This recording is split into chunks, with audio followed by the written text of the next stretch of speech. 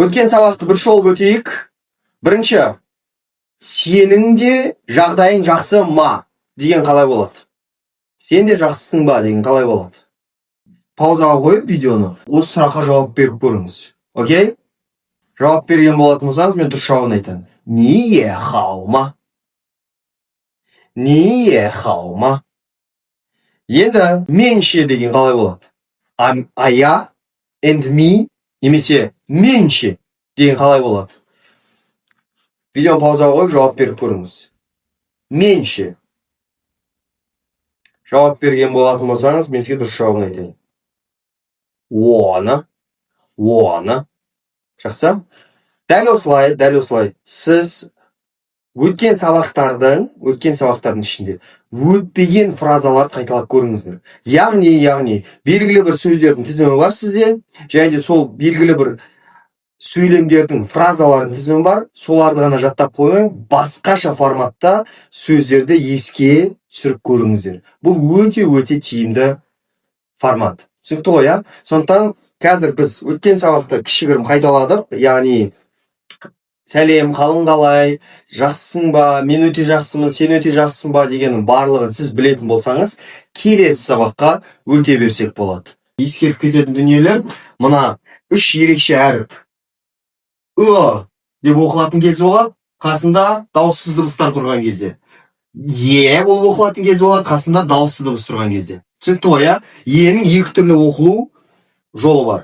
Содан кейін ерекше тағы да бір әріп бар, үстінде екі нүктесі бар.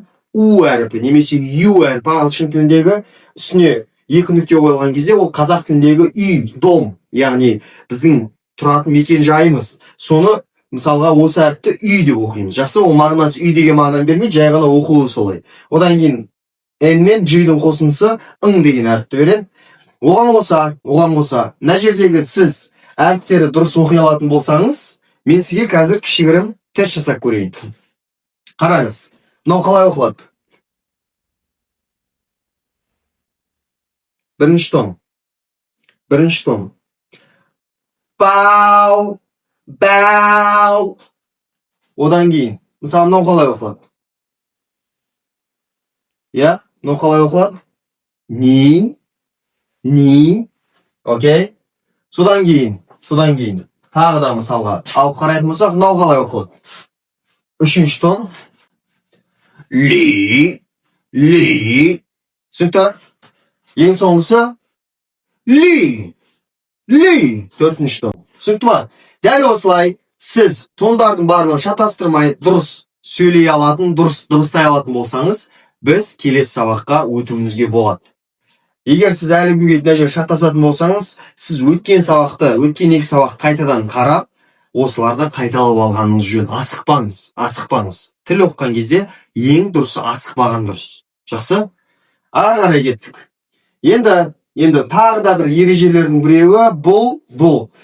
2-3 тон қатар келген кезде, біріншісі екінші тонға өзгеріп кетеді.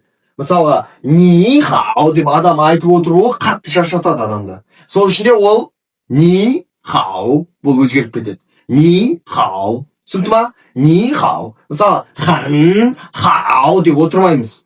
Хэн хау. Түсінікті? Мына жерде, мысалға, о хэн хау деп отырмаймыз. Мен өте жақсымын деген сөз, иә? О хэн хау. Түсінікті? Келесі. Е хэн хау деп отырмаймыз. Е хэн хау. Окей? Яғни, 3 тон қатардан келген кезде алдыңғылары екінші тонға өзгеріп кетеді. Окей? Ары қарай кеттік. Енді біз жаңа сабаққа өтеміз. Менің атым немесе 我叫 my name is. Окей? My name is 我叫. Қалай болады? Дәл қазір видеоны қосамыз осы жерде. 你好，我叫小丽，你叫什么名字？我叫 Fatima。认识你很高兴。认识你，我也很高兴。Fatima，再见。小丽，再见。Видеода қарағаныңыздай, екі адам сөйлессе, Біреу Фатима, біреу Xiaoli, иә? Сол екеуі сөйлескен кезде jiao деген сөзді айтты. Jiao деген сөз to call, to name, яғни атау, шақыру деген мағынаны береді. Жақсы ма? Ол бірінші мағынасы. Содан кейін шыма деген what, яғни не деген мағына береді. Миңза, name, яғни ат, есім, миңза деген береді. Окей? Содан кейін келесі. Рүнші деген бұл танысу, немесе білу, көрісу деген мағынаны береді. Окей? Рүнші. Көрісу емес, көбірек бұл танысу деген мағынаны береді. Окей? 我认识你很高兴 деп айтты. Окей? 高兴деген қуанышты. Қуаныштымын, танысқаныма қуаныштымын деп қолданылады. 再见. Окей? Енді фразаларды тағы да бір қайталап көрейік. 你叫什么名字? Қайталаңыз. 你叫什么名字? 我叫伊尔苏坦。你叫什么名字? Сенің атың кім дедім? Өзіңіз атыңыз айтыңыз. 你叫什么名字? Өзіңіз атыңыз айттыңыз ба? Маған естілген жоқ, бірақ ары қарай жалғастырайық. Мен сізбен танысқаныма өте қуаныштымын. 我认识你很高兴.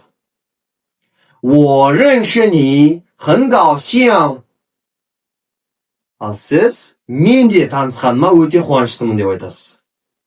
我也认识你很高兴. 你好。我叫小丽，你叫什么名字？我叫 Fatima。认识你很高兴。我也很高兴。小丽，再见。Fatima，再见。